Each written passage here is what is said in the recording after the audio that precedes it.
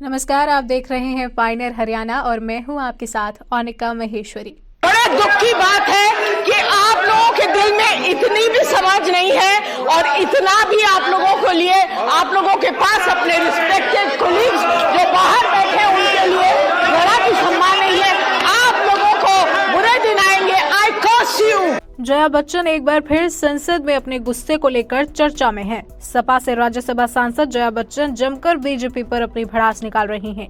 सत्तारूढ़ पार्टी को लेकर हार का श्राप उन्होंने दिया है और फिर लाल टोपी को लेकर भी तंज कसा। इस मामले को बेशक 2 दिन बीत चुके हैं, लेकिन सोशल मीडिया पर यूजर्स इसे भुलाने को तैयार नहीं हैं। बुधवार की सुबह से ही ट्विटर पर जया बच्चन टॉप ट्रेंडिंग में बनी हुई हैं।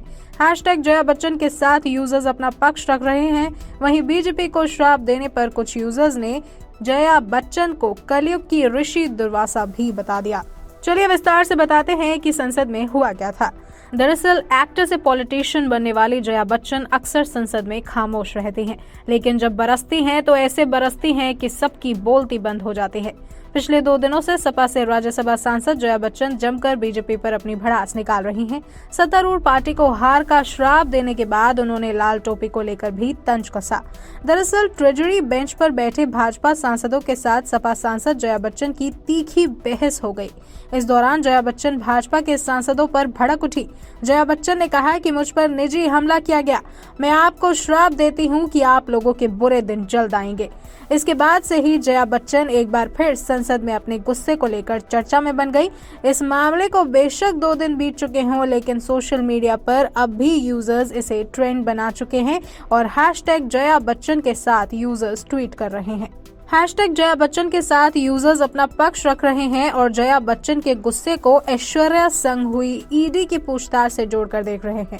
एक यूजर ने लिखा है कि भारत की जनता ने आपको राज्यसभा में समाज की समस्याओं और मुद्दों को हल करने के लिए चुना है, ना कि आपके पारिवारिक मामलों को सुलझाने के लिए। अगर उसने कुछ गलत किया है तो उसे सजा मिलनी चाहिए। कुछ यूजर्स ने तो उन्हें कलयुग की ऋषि दुर्वासा भी बता दिया। वहीं एक अन्य यूजर ने लिखा कि 12 सांसदों के निलंबन का मुद्दा तो ठीक है, लेकिन हैशटैग जया बच्चन जी, आप संसद में इतनी बौखलाई हुई क्यों हैं? वैसे आपका बर्ताव ऐसा ही रहता है। जनहित योगदान के लिए कुछ काम करिए। एक ने लिखा कि पनामा पेपर्स लीक मामले में ऐश्वर्या राय से ईडी ने पूछताछ की और हैशटैग जया बच्चन संसद में भाजपा को श्राप देने लगी।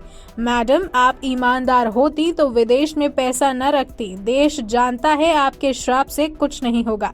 अगर श्राप देना ही है तो भ्रष्टाचार में गर्दन तक डूबे हुए बेईमानों को श्राप दो।